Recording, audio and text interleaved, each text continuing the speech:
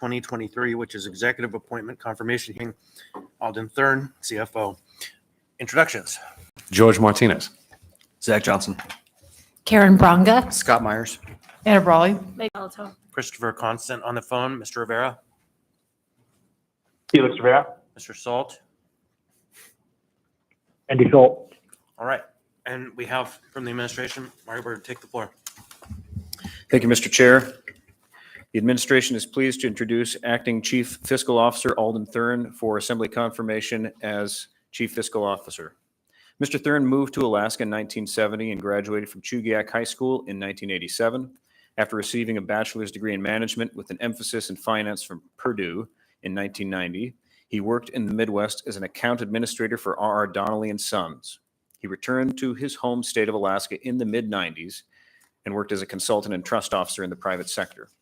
Mr. Thern began his career in public service with the Anchorage School District in 1999, first as a senior financial analyst and then in successive executive positions for the next 16 years.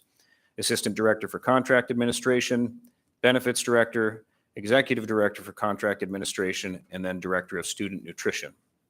In 2015, Mr. Thern was hired by the municipality as a deputy municipal manager, but practically speaking, he was brought in as the fixer for the SAP problems the municipality was facing at the time. In this role, Mr. Thern was in charge of fixing the $80 million SAP software implementation.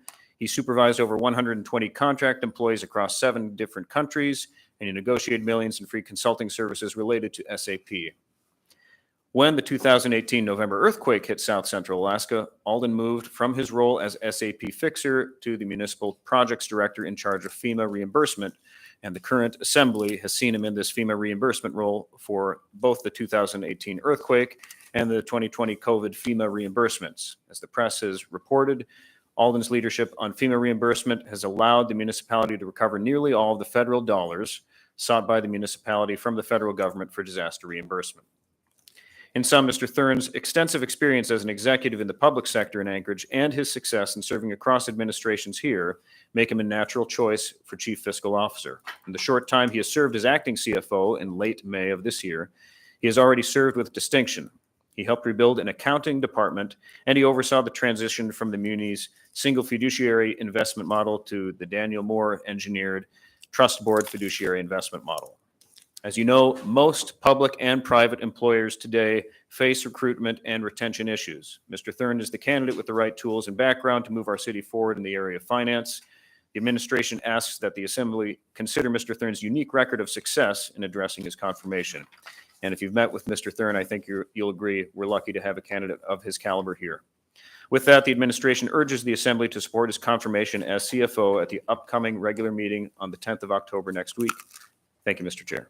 Thank you. You said, I think, a number that started with 8 regarding SAP.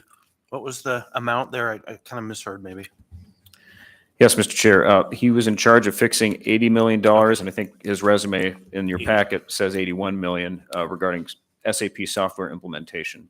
Great. Yeah, that project was started at 9 million. So, okay. Mr. Thern. It's a pleasure once again to be in front of you. I'm hoping that the last 8 years of working for the municipality of Anchorage that most of you have seen what I've been able to accomplish and also understand the type of person I am with regards to leadership and involvement of all parties and entities. I've basically lived my entire life in Alaska, plan to continue that into the future.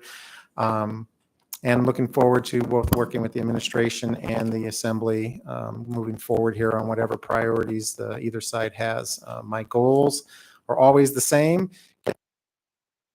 No matter what that process is or how we're able to do that. Try not to break any mics. But I know there's a lot of work out there, and I do put the hours in. I do try to reach consensus on everything, and we do try to resolve all issues and bring them forward. That is always my goal, whether I'm fixing something that is broken or trying to develop something that may be something new for the municipality of Anchorage. I believe the finance departments, including purchasing, are well run and have a lot of really good things to offer the municipality going forward. And as the head over those departments, I want to continue to support them and whatever their needs are, and also try to ensure that we're always on the cutting edge of developing things to help the municipality, both financially, as I think we always want to do more with less resources if possible. So I'm always supportive of that. So be more than happy to take any questions that you may have, but I am looking forward to continuing this opportunity. I'm hoping that the last 5 months that I've been in this acting role, you've seen positive things from the finance department and the administration, and I look to continue that moving forward. We do have 2 questions at least. Ms. Brawley? Yeah, thank you. And first I'll say, I have appreciated working with you in my short time here. So I really appreciate your dedication and that you have that kind of fixer mentality. I think we're probably cut from the same cloth in that respect. I also want to note, I did not know until just now that you were also a Purdue Boilermaker. And I am not one myself, but I have a lot of them in my family. So glad to see that. Go Purdue. My question though is along those lines. Well, and also say I have about 10 kind of content area things that I look forward to working with you on, but I will leave those aside. But one of them is just broadly, what are kind of 3 things that you see in the city's financial position that could be fixed? So those could be big or small. You mentioned, for example, already working on the trust fund board. So it's something like that. Maybe that's a big one. But just kind of curious what your thoughts are since you've been here for a while. Perfect. Maybe I won't say things that need to be fixed, but things that I'm focused on in at least the near term that I want to make sure that we are on top of and working. One is port financing. I think I was pretty involved in all of you coming in and trying to work through that particular process. I want you to understand that that's the way I want to work going forward on any type of big issue like that. I don't want to be going on a Tuesday night and having a whole bunch of questions. So going forward, I expect that if there's a topic that's going to be confrontational or big, that's finance related, let's talk about it. Let's meet and try to address those particular things. But port financing is very important, I think, to everybody going forward. We have a lot of stuff to do over the next 6 to 9 months. So that's one area where we've got to continue to work together. The other area that I continue to work on, and I know we're behind schedule, but we do need to get our fund balance back where it needs to be. That is a core focus that I will always have. That does require us to have our financials done, and we continue to work that on an ongoing basis. That I don't believe that's a quick fix. I think that's always going to be a challenge of keeping certain departments in a very difficult recruitment and retention marketplace. There are professional positions in Anchorage and in Alaska that are just extremely difficult to fill. And we have to start really looking at if we want our municipal employees to be people who want to come work here and be with us for an extended period of time, who get to know us. We're not an easy entity. We have a lot of we have utilities and ports and airports and stuff. So we are a fairly complex city. So I am going to be really an advocate for at least my department specifically that we're having big challenges recruiting and retaining really qualified people, and finance and accounting positions are not political in nature. They just need to get the work done. And we're not meeting that goal right now. And we're going to need to continue to focus on those efforts going forward. They should be the stable people. And I think we have a significant amount of work that we need to do in that particular area.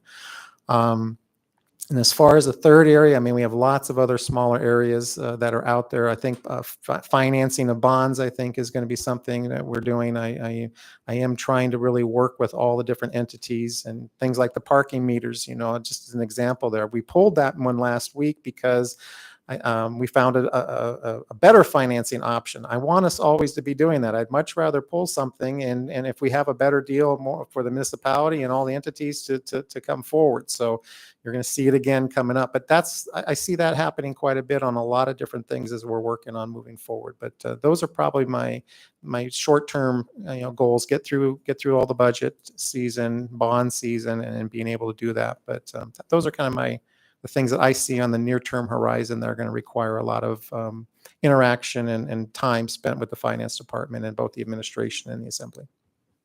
Yeah, and thank you. Just to say, I appreciate that focus on the short term, and I look forward to working with you on some bigger ideas for the long term as well. All right, thank you. Next, I have Ms. Alto. Thank you. So Mr. Thern's comments actually bring me to my question pretty easily, and it's actually from Mr. Byrd. In the offer letter, it explains that the salary is contingent upon approval from the assembly. I think you mean more than the confirmation. And could you maybe explain why that is, why there's a salary approval item for the assembly in this instance? Yes, through the chair to Member Zalatel. Part of our good faith negotiations with Mr. Thern involved a salary that is currently above the pay band we're limited to in municipal code. And that I think addresses my last comment in the introduction. We want the assembly to consider his unique record of success here at the municipality in particular. He has already taken a number of projects on, and certainly asking by resolution for an additional amount to the pay band is extraordinary. But we think his record working across administrations and in different areas of finance is equally extraordinary, and that's why we're asking for that. Thank you. I just wanted to kind of alert the items for members because it's a little bit different. I agree. I also agree we need to have competitive executive salaries in order to recruit and retain the types of folks we want working for the municipality. And I think you may see more conversation about that. It is one of the budget priorities of the assembly. Mr. Thern, we have a couple of major issues that we're going to need to tackle in the municipality. One of those being infrastructure, sewer, water pipes, particularly as they relate to housing development.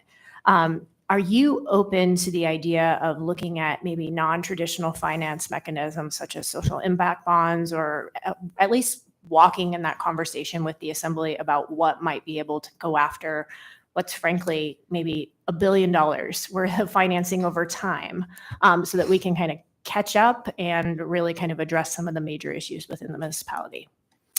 I think, it's the priority of the CFO as well as public finance to look at all financing operations, just like we're doing the port, where we're looking at TIFIA, where we're looking at bonds, where we're looking at grants. I think we should look at all infrastructure things, but whatever our needs are, we should be financing them through the absolute cheapest, best way to be able to do that from the municipality and the taxpayers. So I think any ideas that maybe not have been brought forward in the past, I think we should always look at those and research them. Now, there's sometimes you do that research and it comes with strings attached, and I'm not in any interest. I am very conservative on spending the money and so forth. That's not the Democrat conservative thing. That's just spending money. So I want to always make sure that it's the right decision we're making, and that we're not obligating the city in any kind of fashion to something that ultimately is not beneficial for the city and the taxpayers. But I think every option we should be looking at. Great, thank you. Next in the queue, Mr. Rivera. Yeah, thank you, Mr. Chair. Can we have folks turn off their mic, please? If your mic is on, can you please turn it off? Thank you. Go ahead. Okay, thanks. So I really appreciate having worked with Mr. Thern over the years, and everything, whether that was SAP, FEMA, the ACFR, all of the things Mr. Thern has been exemplary with. So I have a few questions, and I'll just lay it out since I'm on the phone. First is related to the ACFR. So Mr. Thern, is it your opinion that we need to develop a more realistic timeline of when the ACFR should be released. I think right now our typical timeline is the ACFR being released in June. And I don't think in the last decade we have met that timeline. Maybe ever. I don't know.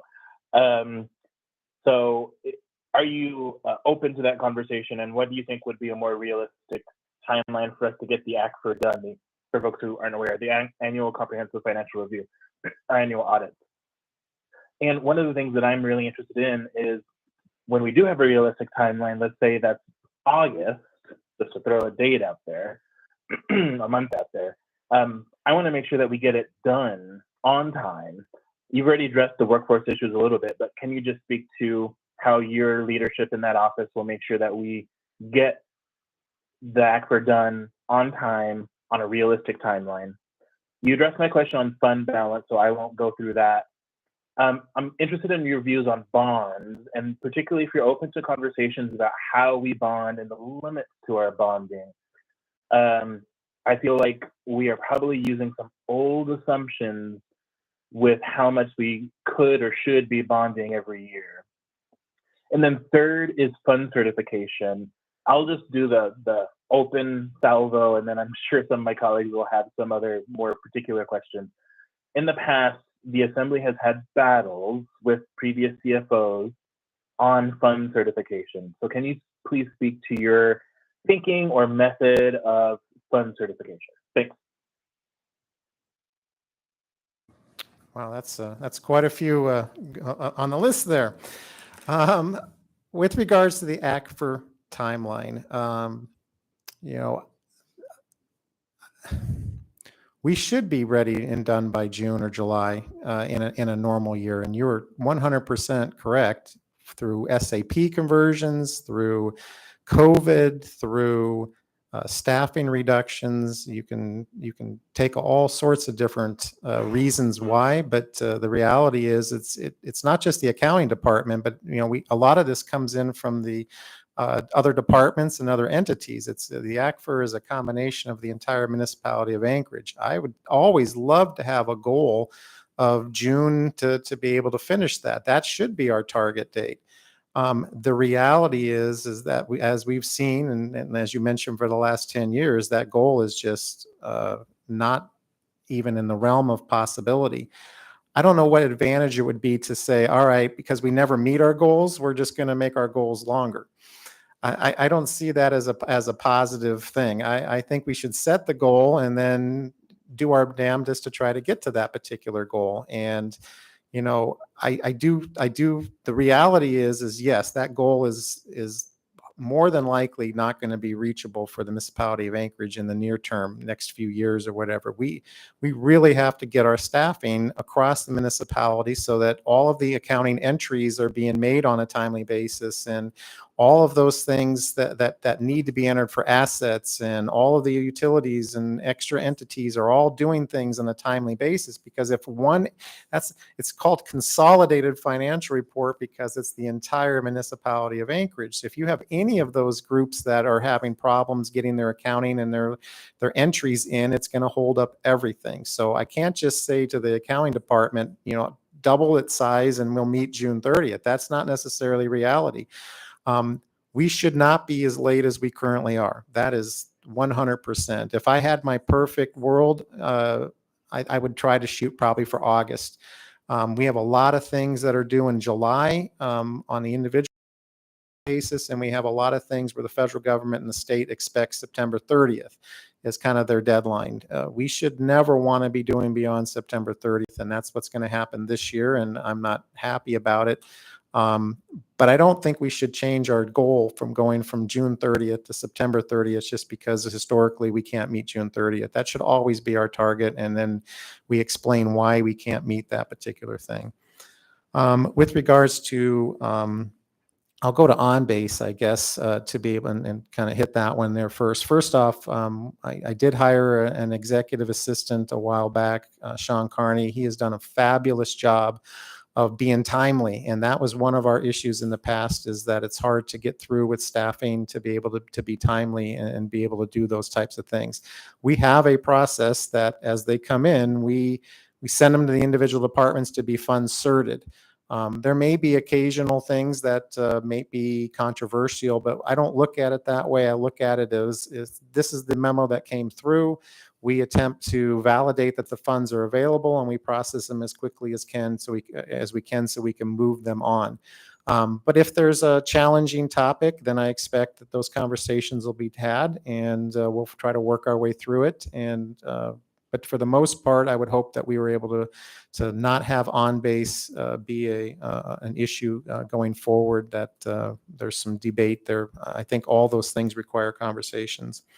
And I think with regards to bonds, I see this similar to what Ms. Zalotel's question was. I mean, I'm willing to look at anything going forward that the Assembly ultimately approves. I would continually ask, if you are starting to look into things that are not traditional, that we begin those conversations well in advance. We have bond counsel, we have financial advisors, we have all of those types of things. And if you're going to be looking to get either creative or outside the box, do not put something late on the table on a Tuesday night and say, how about this, Alden? And let's go from there. So if you're going to be doing those types of things and you've heard of products or heard of things out there, then come forward. Let's have the conversation. Let me do the research with the staff and the consultants and contractors we have, and we'll come back with positives/negatives that need to be dealt with, and we'll have those conversations. But I am not going to hold any conversation from happening. That is not going to happen in my office. If there's a situation and you want to talk about it, then let's come in and look at it. But we will do our due diligence, because my responsibility is to the city and the taxpayers. And we are not going to get into something that is risky to them and what we're going to try to do going forward. But we'll look at anything with regards to funding options that we may need. All right. So I have Great. myself. Thank you, Mr. Chair. Thanks. I have myself in the queue next to Mr. Martinez. So we are introducing the budget tonight, Tuesday night, for its introduction before we finish by early next month. So we still don't have closed books from the previous year, and the fund balance issue is still an open question. I understand that there's a position, we can kind of figure out where we are, what's under the cap, what's not spent, what's spent. But what's your thought on how we as budget approvers, in the sense that we're the fiduciary on that question, how we're supposed to adopt a budget when we don't even know where we are actually standing? Because we have a duty to pass a balanced budget. So that's a confounding question. And no question, I support Mr. Thern's confirmation. So this isn't about that. This is about, since you're here, how do we do this? And we have like 5 more minutes here. So, and we have one more question after. So. We're not in a position that I want us to be on an ongoing basis, and we're going to do our damnedest over the next year to make that happen. I 100% agree with you. And I've sat up here lots of times where you're like, how do we make business decisions when we don't know what our actual financials are? And that's not a position that you all should be in. I 100% support that. I would ask, and based upon what I've seen, that when you're looking at the budget, you know what your funding sources are from taxpayers and the tax cap and those type of things. I would ask this year that because of where we're in the position we're at, do try not to, or please don't be using funding sources that are anything to do with fund balance or undesignated fund balance and all of those kind of things. We are still negative for 2022 from undesignated fund balance, and I feel like I'm pretty close to being able to, if we wanted to do some kind of a memo or work session, we can talk about that. The way the audit currently is we pretty much have it all in, where BDO is currently in the review phase of the document, checking the notes and doing those types of things. So that's going to be relatively close. I also feel relatively confident that I know what additional revenues have been coming in this year because of FEMA, which will make our 2023 fund balance calculation get pretty close to where we need to be for our 12%. And that's what my goal is to meet our 12%, our 10 and 2, and then have undesignated fund balance above that. But since we haven't closed a single month of this year, and I'm erring on the side of caution always that funding that historically may have been used for certain things, I'm just trying to, from what I'm seeing, it's not currently there. I do expect that we are, at the end of the year, we're going to be where we want to be, back to our 10-2, but it's hard to throw those things out there when we haven't even closed January of 23. We've also talked about in the last Budget and Finance Committee, we have had some wins, I think, in hotel tax. I think that's going to be above what was budgeted. So I do think that money is looking very, very good. Potentially, maybe the rental car tax will move along with that. Here, I'm going to jump in here. A couple of things. One is, I can assure you this body will spend to the level that we feel is what's necessary to operate a budget. And that might be in conflict to what you just suggested, because we have a duty to understand and proceed. There's a second question there. The second question is, are you of the mind that a budget document has to have a fund certification? No, I'm just saying, please try not to spend undesignated fund balance that we don't. No, I I feel like understand. we don't have. And we may. I am not fund certing the budget. Right. We may spend it and then next year wrestle over, is there funding available? We may do that. That's Unless what you the want me to budget- fund cert it, and then. No, Please don't. we don't. There was an assertion made by previous financial officers that they couldn't certify the budget, so we couldn't pass the budget we wanted to pass. And it was a rabbit hole of great interest to suggest that a budget document has to have a fund cert, and they did. And in the end, we won, but I don't want to go back into that conversation for the next round because it's irrational. So I thank you for that answer. And budgets are expressions of values. We as a body will express our values through the budget. I think I have Mr. Martinez last. Oh, All right. Ms. Sprung, okay. Yes, Too. thank you. And a few of the questions that I was going to just ask have been raised, so I'll just keep them moving and just offer two comments. First, thank you for, I always shout out and celebrate our professionals, so thank you for being a pro.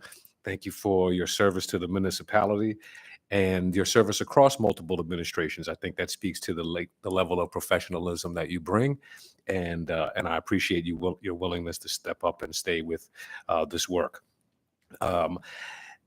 If you had a crystal ball, what I'm interested in is just a sense of, I remember when you were the fixer. I was in the mayor's office as well, so we served there in the same part of an administration. And insecurity in the marketplace with respect to state bonding, power, and their ratings, they were all getting loose. The municipality stayed strong during many years of uncertainty in other areas and arenas. So I would just love to get a sense of where you see us today with respect to our relative strength and the future prospects. Are we strong and moving in a strong direction from your vantage point? Through the chair, Mr. Martinez, we're not where I want us to be right now. Our bonds have been downgraded for 2 years in a row. I think we need to show significant movement in the positive direction, which I do feel we can show. I'm not going to say that they're going to immediately go and start raising them back again, because they might want to see some time on that. But I am, and this is all directly tied to the FEMA COVID money. I mean, we spent a lot and it took a long time to get it back in. But I do believe we can show we're on a positive path back to having, sound financial balances in our accounts. But my goal would be to get those bond ratings back that we lost for the last couple of years. And it might take a few years to be able to do this, but we are definitely on the right course right now. Contingent on us not having any more emergencies or disaster declarations or anything like that. But which I'm sure if we did, we probably couldn't hold to that. But I would ask that I think we're on the right direction here, but it will take some time.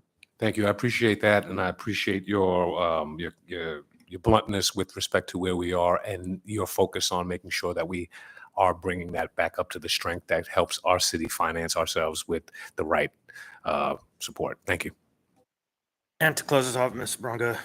I just wanted to say that a lot of times when a previous person in a position leaves that position, they have a really good sense of who's going to replace them and whether they're going to be appropriate or not.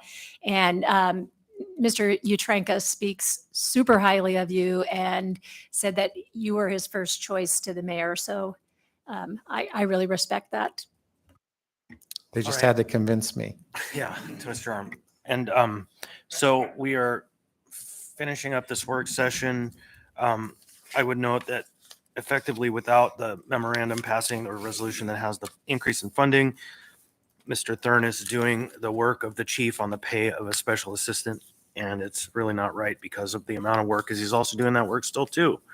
That said, the budget's going to be, as it is every year, an interesting and contentious topic. We've had a reorganization proposed to move OMB under the CFO. We're probably going to have some conversations about that before the end of the year, whether that's wise and advisable or not. This item, the confirmation AM 758-2023, will be before us Tuesday. It'll be on the consent agenda. If nobody pulls it, that means other than other business, Mr. Thern could go home early. So with that, we are adjourned.